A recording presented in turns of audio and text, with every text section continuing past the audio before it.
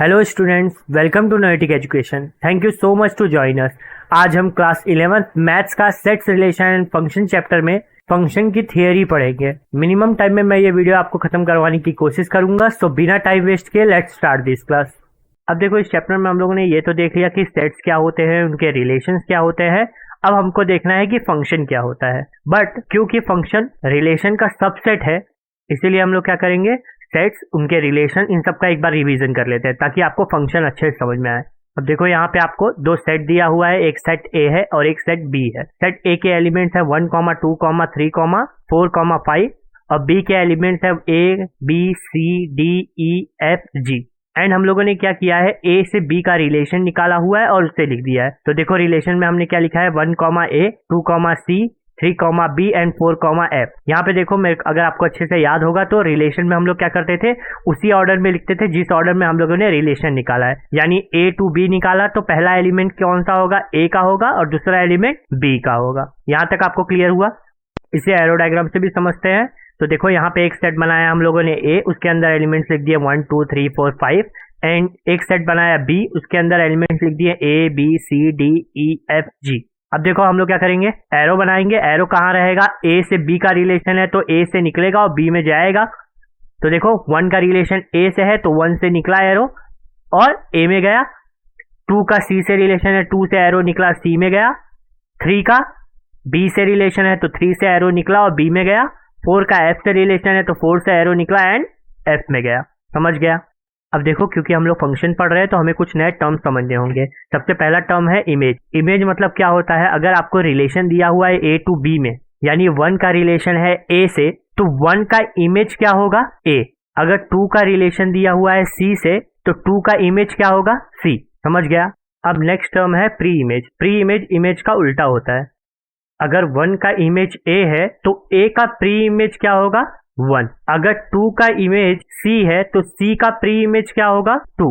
Next है domain of relation. क्या है, तो रिलेशन के जो फर्स्ट एलिमेंट्स होते थे उनको हम लोग क्या बोलते थे, डोमेन ऑफ रिलेशन।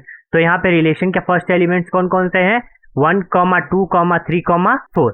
नेक्स्ट है कोडोमेन ऑफ रिलेशन। क्या है, बी के जितने भी एलिमेंट्स हैं वो क्या होंगे, कोडोमेन ऑफ रिलेशन होंगे।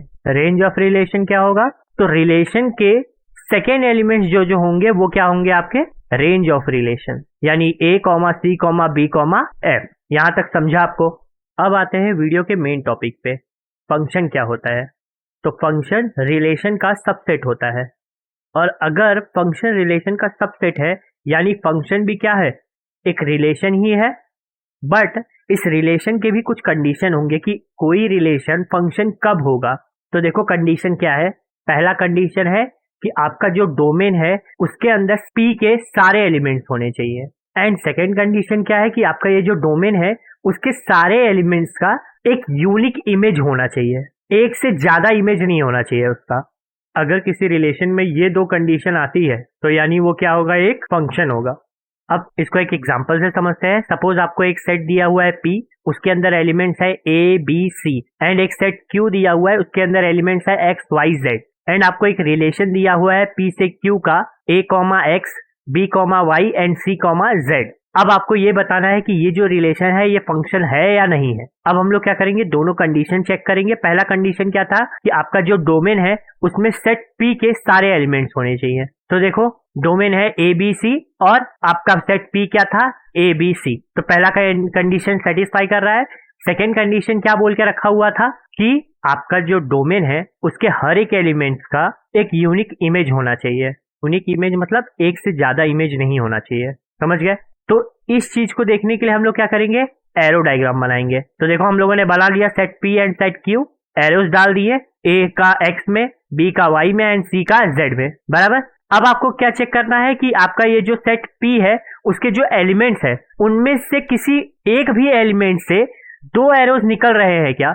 अगर एक एरो निकल रहा है तो फंक्शन है, अगर एक से ज्यादा एरोस निकल रहे हैं तो वो फंक्शन नहीं होगा। तो यहाँ देखो, A से एक एरो निकला, B से भी सिर्फ एक ही एरो निकला एंड C से भी सिर्फ एक ही एरो निकला हुआ है।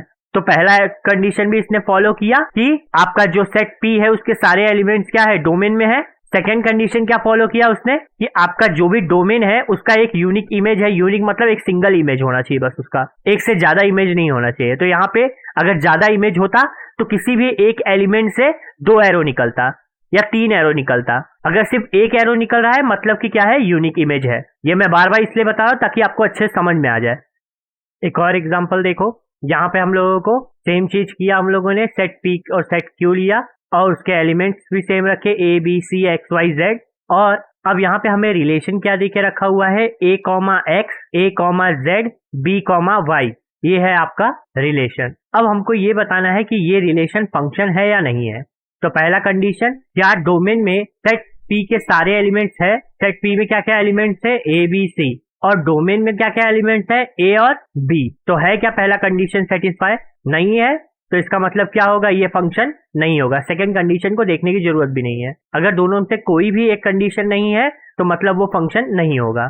समझ गया? एक और देख लो, सेम चीज किया हम लोगों ने, पी क्यू रखा दोनों सेट, उसका एक रिलेशन हम लोगों को दिया हुआ है A comma X, B comma X, C comma Z, and हमको बोला हुआ है कि बताओ कि ये रिलेशन फंक्शन होगा या नहीं। तो पहला कंडीशन, क्या डोमेन में सेट पी के सारे एलिमेंट्स है। तो देखो डोमेन क्या है हम लोगों का, ए बी सी, और सेट पी में कौन कौन से एलिमेंट्स है, ए बी सी। तो पहला कंडीशन हम लोग का सेटिस्फाई कर रहा है। सेकंड कंडीशन क्या बोल के रखा हुआ है कि हमारा जो डोमेन है उसका एक यूनिक इमेज होना चाहिए। तो देखो एरो डायग्राम बना लिया। एरो डायग्राम में देख लो कि क्या सेट पी के किसी भी एलिमेंट्स में से 2 एरो निकल रहा है क्या?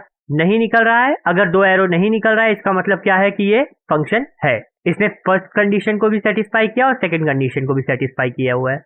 अब एक लास्ट एग्जांपल देख लो। यहाँ पे मैं डायरेक्ट एरो डायग्राम बना रहा हूँ और एरो डायग्राम से हम लोग सब कुछ सीधा सीधा समझेंगे। तो देखो यहाँ पे हमको इस तरीके का कुछ एरो डायग्राम दिया हुआ है और बोला है कि बताओ ये रिलेशन फंक्शन है या नहीं है। तो सबसे पहले देखते हैं कि डोमेन क्या क्या है हम लोगों का, ए बी सी, और सेट पी में भी कौन कौन से एलिमेंट्स है, ए बी सी। तो पहला कंडीशन तो सेटिस्फाई कर रहा है। सेकेंड कंडीशन मैंने क्या बोला था, एक एलिमेंट में से एक से ज्यादा एरोज नहीं निकलने चाहिए। तो देखो ए में से एक एरो निकला, बट बी में देखो 2 एरोज निकल रहे हैं, एंड सी में भी देखो क्या है, 2 एरोज निकल रहे हैं। मतलब ये क्या है, फंक्शन नहीं है। समझ गया कैसे पहचानना है फंक्शन है या नहीं है। दोनों कंडीशन को देखो, अगर वो दोनों कंडीशन को सेटिस्फाई कर रहा है मतलब कि वो फंक्शन है। अगर एक भी कंडीशन को सेटिस्फाई नहीं कर रहा है मतलब वो फंक्शन नहीं है। समझ गए? तो चलो आगे बढ़ते हैं। यह है रिलेशन P2Q, और क्योंकि रिलेशन फंक्शन बन गया इसीलिए हम लोग क्या करेंगे, इसे फंक्शन P2Q लिखेंगे। रिलेशन में रिलेशन को कैपिटल R से रिप्रेजेंट किया जाता था और फंक्शन में फंक्शन को स्मॉल f से रिप्रेजेंट किया जाता है। अब जैसे रिलेशन में जरूरी नहीं है कि आप कैपिटल R से ही रिप्रेजेंट करो, वैसे ही फंक्शन में भी जरूरी नहीं है कि आप स्मॉल f से ही रिप्रेजेंट करो। आप किसी भी स्मॉल लेटर से इसे रिप्रेजेंट कर सकते हो, G, H, ऐसे किसी भी लेटर से। इसका एक लास्ट एग्जांपल देख लेते हैं और उसके बाद आगे बढ़ते हैं हम लोग। अब देखो ये जो लास्ट क्वेश्चन है इसको समझाने के लिए मैं थोड़ा टाइम लूंगा ताकि आप लोगों को अगर कोई डाउट आ भी रहा हो तो वो अच्छे से क्लियर हो जाए इस वाले क्वेश्चन में। अब देखो इस क्वेश्चन में हम लोगों को 2 सेट देके रखा हुआ है, सेट ए 3, 11, -2, 9, 5, और सेट बी देके रखा हुआ है 10, -8, 2, -1 एंड 4। एंड आपको रिलेशन दिया हुआ है, बोला हुआ है कि बताओ ये रिलेशन फंक्शन है या नहीं है। इस क्वेश्चन को हम लोग 2 तरीके से देखेंगे। पहला तरीके में हम लोग क्या करेंगे, विदाउट एरो डायग्राम समझेंगे कि कैसे पता करें कि कोई रिलेशन फंक्शन है या नहीं। और सेकेंड वाले मेथड में हम लोग एरो डायग्राम से सब कुछ देखेंगे, कैसे पता लगाएं कि आपका रिलेशन फंक्शन है या नहीं है। तो सबसे पहला कंडीशन क्या था हमारा, कि आपका जो डोमेन है और आपका जो सेट ए है वो दोनों क्या होना चाहिए, सेम होना चाहिए। तो हमारा डोमेन क्या क्या होगा, आपके रिलेशन का जो पहला एलिमेंट है हर एक ब्रैकेट का वो होगा हमारा डोमेन। तो हमारे ब्रैकेट्स में पहला एलिमेंट कौन कौन सा है, 3 है, 11 है, -2 है, 9 है एंड 5 है। तो ये क्या हो गया आपका डोमेन। अब देखो आपका डोमेन और सेट ए दोनों सेम है क्या, तो देखो दोनों सेम है, यानी ये क्या होगा, पहला कंडीशन इसने सेटिस्फाई किया। अब सेकेंड कंडीशन में हमको क्या बोल के रखा हुआ है कि आपके डोमेन का एक यूनिक इमेज होना चाहिए। अब ये कैसे पता लगाओगे बिना एरो डायग्राम के, तो आपको खाली ये देखना है कि आपके जो ब्रैकेट्स है रिलेशन में उनका जो पहला एलिमेंट है, क्या कोई भी एलिमेंट 2 बार है क्या। अगर एक से ज्यादा बार है तो वो फंक्शन नहीं होगा। अगर एक ही बार है सब एलिमेंट्स, यानी वो क्या होगा, फंक्शन होगा। तो देखो ब्रैकेट्स में सबसे पहला 3 देखो एक ही बार है, 11 एक ही बार है, -2 एक ही बार है, 9 एक ही बार है एंड 5 एक ही बार है। यानी ये क्या होगा, आपका फंक्शन होगा, क्योंकि इसने दोनों कंडीशन को सेटिस्फाई किया हुआ है। अब इसी को एरो डायग्राम से समझते हैं पूरा का पूरा। सबसे पहले हम लोगों ने एरो डायग्राम बना लिया अब इसका। अब सबसे पहले पहला कंडीशन क्या था हम लोगों का कि आपका जो डोमेन है और आपका सेट ए दोनों सेम होना चाहिए। तो आपको सिंपल सा क्या देखना है कि आपका जो सेट ए है उसके हर एक एलिमेंट में से एरो निकला हुआ है क्या। अगर हर एक में से एरो निकला है मतलब कि क्या है, सेट ए और डोमेन सेम है। तो देखो सेट ए के सारे एलिमेंट्स में से एरो निकले हुए हैं मतलब कि क्या है, ये पहले वाले कंडीशन को सेटिस्फाई कर रहा है। सिंपल सा है। चाहिए तो आप देख सकते हो जिस जिस में से एरो निकला हुआ है वो यानी आपका डोमेन है। तो देखो हर एक एलिमेंट में से निकला हुआ है यानी डोमेन आपका हर एक एलिमेंट हो गया। और अगर हर एक एलिमेंट डोमेन है तो आपका सेट ए और डोमेन ऑटोमेटिकली सेम हो जाएगा। अब सेकेंड वाला तो मैंने आपको बताया था कि एरो डायग्राम से कैसे देखने का है। किसी भी एक एलिमेंट में से एक से ज्यादा अगर एरोज निकले हैं मतलब क्या होगा, वो फंक्शन नहीं होगा। तो देखो हर एक एलिमेंट को देखो, क्या किसी में से भी दो एरोज निकले हैं क्या, नहीं निकले हैं, यानी ये क्या है आपका फंक्शन है। तो ये हो गया आप एरो डायग्राम से कैसे पता लगाए डोमेन का और इमेजेस का, और ये हो गया बिना एरो डायग्राम के दिया है। यहाँ तक अच्छे से अगर जिसे कुछ थोड़ा बहुत डाउट भी होगा वो एक बार प्लीज वीडियो को थोड़ा पीछे जाके वापस देख लो, क्योंकि यहाँ तक अगर आपको समझ में आ गया तो आगे का बहुत आसान होने वाला है चैप्टर। अब आगे बढ़ते हैं। अब आगे हम लोग देखेंगे कि फंक्शन का डोमेन, कोडोमेन एंड रेंज क्या होता है। तो एकदम सिंपल वर्ड्स में आपको बताता हूं। आपको अगर फंक्शन दिया हुआ है a टू b, तो आपका जो सेट a होगा वो क्या होगा, आपका डोमेन। सेट b होगा आपका कोडोमेन। आपके जो डोमेन के इमेजेस होंगे उनके सेट को बोला जाएगा रेंज। तो आपको मैं ये जो अभी मैंने क्वेश्चन कराया था उसी से मैं डोमेन, कोडोमेन और रेंज का एग्जाम्पल दे देता हूं आपको। तो आपका जो डोमेन है वो क्या होगा, सेट ए यानी 3, 11, -2, 9 एंड 5। कोडोमेन क्या होगा, सेट बी यानी 10, -8, 2, -1 एंड 4। रेंज क्या होगा, आपके डोमेन के इमेजेस। डोमेन का इमेजेस मतलब आपका ये जो फंक्शन दिया हुआ है इसके सेकेंड एलिमेंट्स क्या होंगे, आपके रेंज में आ जाएंगे। तो सेकेंड एलिमेंट्स क्या क्या है, 10 है, 2 है, -1 है एंड 4 है। अब यहाँ देखो मैंने यहाँ पे 10 दो बार था, मैंने एक ही बार लिया है। क्यों, क्योंकि सेट में कोई भी एलिमेंट दो बार रिपीट नहीं होता। समझ गए। तो आपका रेंज आपको समझ गया।